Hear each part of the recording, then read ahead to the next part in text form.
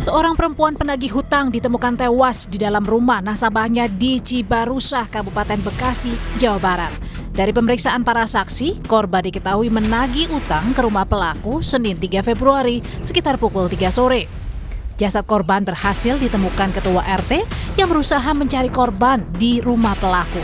Jasad korban disembunyikan pelaku di dalam kamar dan ditutupi dengan kasur. Saya nemuin kasur lantai sama bantal. Saya lempar. Terus ada spring bed di pinggir tembok. Saya buka, ternyata ada korban di situ. Ya udah, saya udah ngelihat itu, saya nggak sempat meriksa korban, cuman sempat ngelihat doang. Langsung si pelakunya itu di belakang saya langsung loncat, saya langsung kejar. Saat ditagih hutang pada 3 Februari, pelaku menyebut tak mampu membayar karena belum memiliki uang.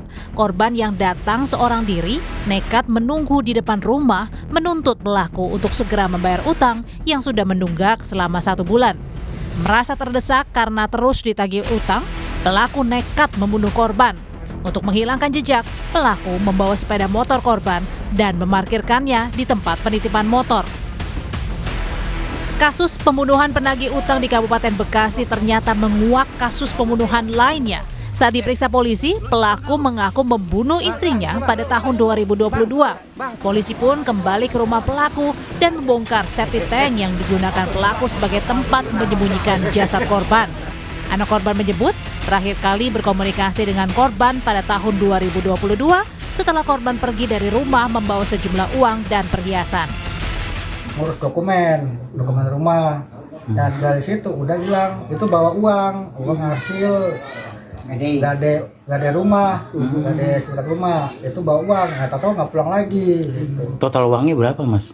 Yang Mas Sekitar itu 50 juta. Oh, berarti ibu hilang itu sempat membawa uang. Bawa uang. Selain uang ada motor atau apa, Mas? Dokumen motor, HP, dompet, namanya KTP, hiasan.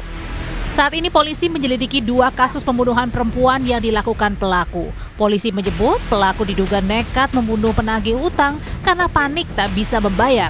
Sementara pembunuhan istrinya diduga karena motif asmara. Peristiwa yang pertama tentang pinjam-meminjam, yang korban juga meninggal. Peristiwa yang kedua berkaitan dengan dugaan asmara karena si tersangka ini merasa istrinya ini telah berselingkuh dengan orang lain yang mengakibatkan si suami katakanlah gelap mata. Kini polisi telah menyita sejumlah barang bukti untuk pemeriksaan 2 kasus pembunuhan penagih utang dan wanita yang jasadnya ditemukan dalam septic tank. Polisi masih menyelidiki apakah pelaku melakukan pembunuhan secara terencana atau tidak dalam 2 kasus ini. Tim Liputan, Kompas TV. Lebih lengkap terkait pemeriksaan terkini kasus pembunuhan penagih utang dan istri yang jasadnya ditemukan dalam septic tank di Bekasi, kita terhubung dengan Kapolres Metro Bekasi, Kombes Mustafa. Selamat sore, Pak Mustafa. Selamat sore, Mas Ihsan Terus. Oke, Pak, sebelumnya kasus yang penagih utang ini adalah kasus dugaan pembunuhan tahun 2022. Awalnya kenapa bisa terbongkar? Jadi terbongkarnya peristiwa pembunuhan tahun 2022 bermula dari pengungkapan peristiwa pembunuhan terhadap karyawan koperasi Mas Terus. Jadi setelah peristiwa yang pertama pembunuhan terhadap karyawan koperasi, kita laksanakan pemeriksaan yang mendalam. Pada saat pemeriksaan memang kita penyidik melihat adanya gelagat yang sedikit mencurigakan karena keterangannya berbelit-belit. Kemudian penyidik juga sempat menanyakan apakah ada peristiwa lain yang terjadi sebelum peristiwa ini. Akhirnya si tersangka menyampaikan bahwa ada peristiwa yang dia lakukan, yaitu membunuh istrinya, Mas Ihsan. Pembunuhan tahun 2022 sudah 3 tahun. Apa tidak ada laporan kehilangan terkait dengan istri korban? Istri tersangka maksud kami. Mas Ihsan, jadi tepatnya peristiwa ini terjadi pada awal November tahun 2022, Mas. memang yang bersangkutan atau keluarga korban sempat melaporkan ke salah satu polsek dan sudah diperiksa. Memang si tersangka pun juga menyampaikan bahwa tidak pernah bertemu dengan almarhum ataupun istrinya. Dia juga menyampaikan kepada keluarganya bahwa beberapa saat sebelum November itu juga tidak pernah bertemu dengan almarhum ataupun korban, Mas Ihsan Sitorus. Motif pembunuhan istrinya yang terjadi tahun 2022 ini apa? Terima kasih Pak Ihsan. Jadi saya juga meluruskan bahwa yang semula pengakuan tersangka kepada kita adalah karena motifnya asmara, karena menyampaikan istrinya telah berselingkuh.